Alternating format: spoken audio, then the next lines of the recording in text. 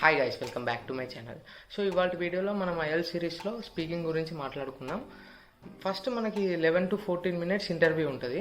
First part వచ్చేసి self ఇంట్రడక్షన్లో మన name, మన విలేజ్, ఆ టౌన్, మన వర్క్, స్టడీయా, దీని గురించి అడుగుతారనమాట. సో దట్ మన గురించే కాబట్టి మనం కొంచెం కాన్ఫిడెంట్గా అండ్ అంతే టెన్షన్ లేకుండా చెప్పొచ్చు. సో దట్ మనం పార్ట్ 2 వచ్చేసరికి మనం కొంచెం కాన్ఫిడెంట్గా ఒప్పిస్తాం.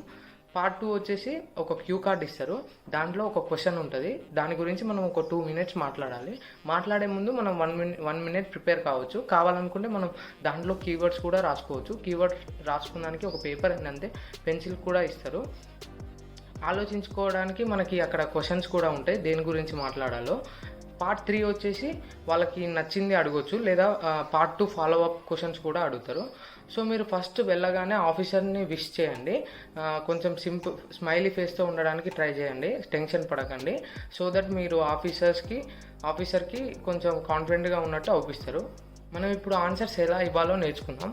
పార్ట్ 1లో మన ఇంట్రోనే కాబట్టి కొంచెం నార్మల్గా కూల్గా చెప్పడానికి ట్రై చేయండి. అండ్ అంటే ఆన్సర్ని మరీ లాంగ్గా మరీ షార్ట్గా చెప్పకండి, కొంచెం మీడియంలో చెప్పండి. అంటే మీ నేమ్ అడిగినప్పుడు అజయ్, రాధా ఇలా చెప్పకండి.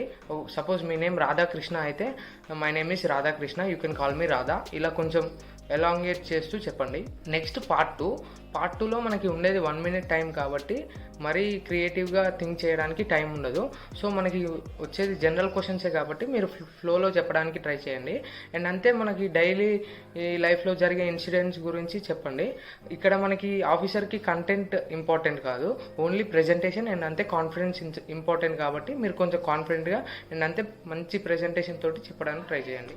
ఆఫీసర్కి మీ వొకాబులరీ రేంజ్ చూపెట్టడానికి ట్రై చేయండి. సేమ్ వర్డ్స్ రిపీటెడ్గా యూజ్ చేయకండి, సినోనిమ్స్ ఎక్కువగా యూజ్ చేయండి. ఇక్కడ మనకి టెన్సెస్ అండ్ అంతే ప్రొనౌన్సియేషన్ చాలా ఇంపార్టెంట్. ప్రొనౌన్సియేషన్ కరెక్ట్గా ఉండేలా చూసుకోండి.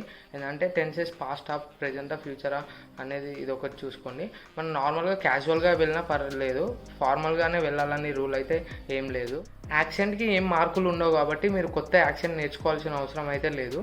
సో మీకు వచ్చిన యాక్సెంట్లోనే మాట్లాడండి.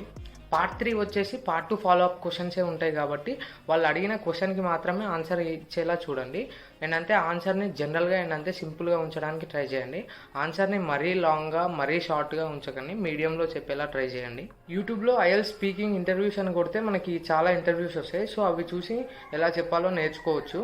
కావాలనుకుంటే మీరు ఆ క్వశ్చన్ రాగానే పాజ్ చేసి మీరు వీడియో ఆన్ చేసుకొని ఒకసారి మాట్లాడిన తర్వాత ఒకసారి చూసుకుంటే అర్థమైపోతుంది మీ కాన్ఫిడెంట్ లెవెల్ ఎలా ఉందో, మీరు ఏమేమి మిస్టేక్స్ చేస్తున్నారో. సో నెక్స్ట్ వీడియోలో ఆ మిస్టేక్స్ లేకుండా చూసుకోండి.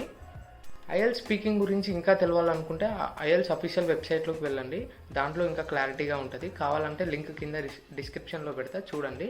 సో ఇది గాయస్ మన ఐఎల్స్ సిరీస్లో లాస్ట్ వీడియో. నెక్స్ట్ వీడియో ఏం చేయాలో మీరు కామెంట్ సెక్షన్లో కామెంట్ చేయండి. అండ్ అంతే నాకు వీడియో క్లారిటీ అండ్ అంతే ఆడియో క్లారిటీ గురించి చెప్పాలనుకుంటే కామెంట్ సెక్షన్లో కామెంట్ చేయండి. నెక్స్ట్ వీడియోలో క్లియర్ చేసుకోవడానికి చూసుకుంటా. So all the best for your exam. Please like and subscribe. Thank you.